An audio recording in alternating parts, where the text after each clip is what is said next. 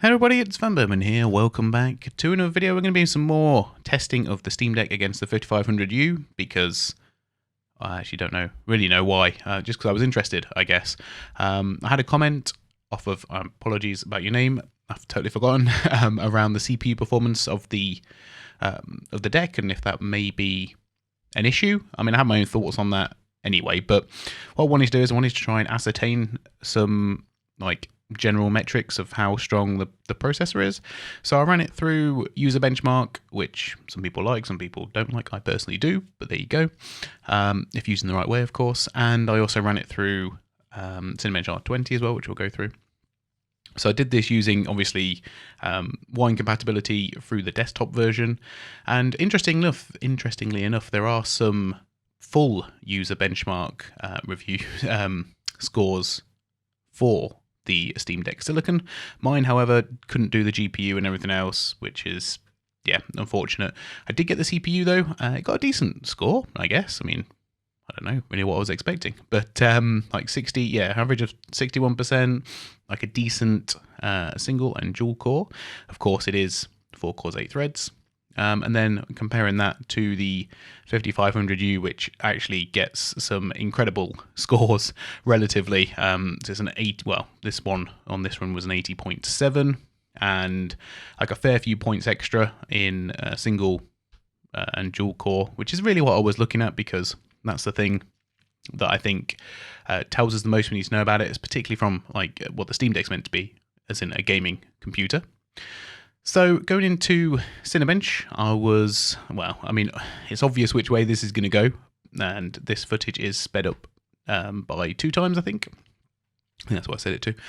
And I just wanted to show really that the full CPU was being used for Cinebench R20, and obviously the 5500U is 6 cores, 12 threads, so not really much competition. That's there in the bottom corner, picture in picture. The thing I did notice, though, is that the CPU seems to be limited to 2.8 gigahertz, which is a little bit of an issue because it doesn't allow, whether the desktop Cinebench, Wine, whatever it is, doesn't allow it to boost any higher than that. So it is stuck at that 2.8 gigahertz, whereas I can't remember what the 5500U can boost up to, nearly 4 or just over 4. Usually settles in around 3.8 though.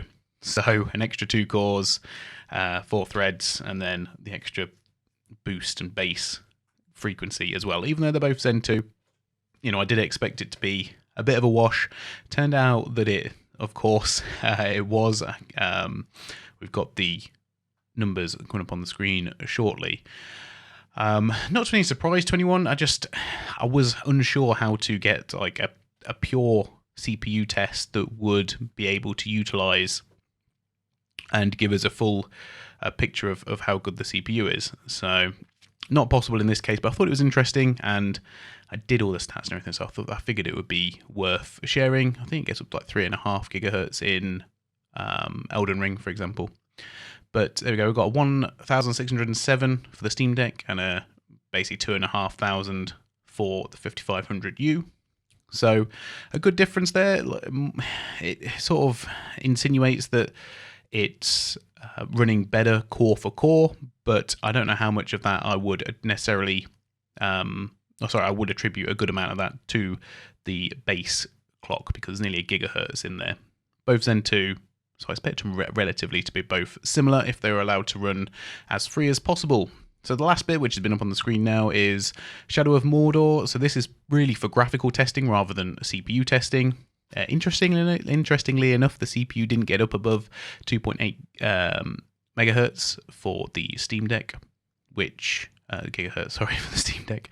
So yeah, I'm not really sure what was going on there, but I put it up to the higher setting, I believe, up to Ultra on both. I ran obviously the 5500U at 720p, and I ran the Steam Deck 800p because that makes the most sense, of course.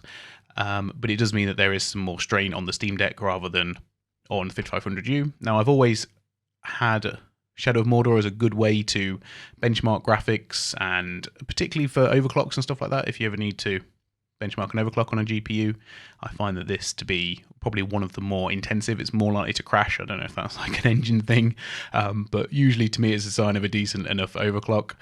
So I've got them running side by side. Bottom left is the Steam Deck. Top right is the 5500U. Now, obviously, this is leveraged on Vega graphics versus RDNA.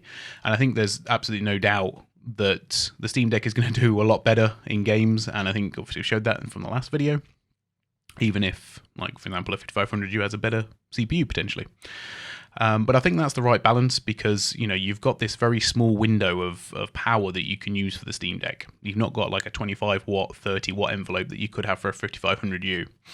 And to have more of that dedicated towards a GPU makes a lot more sense to me, particularly for a handheld gaming console. So the Steam Deck absolutely blew the 5500U out the water. Yeah, 46 average versus 30, or 31 if you like. Much better lows as well. So yeah, that pretty much tells me all you need to know. But let me know what you think in the comments below. I hope you enjoyed the video. And yeah, as always, I'll see you next time. Bye for now.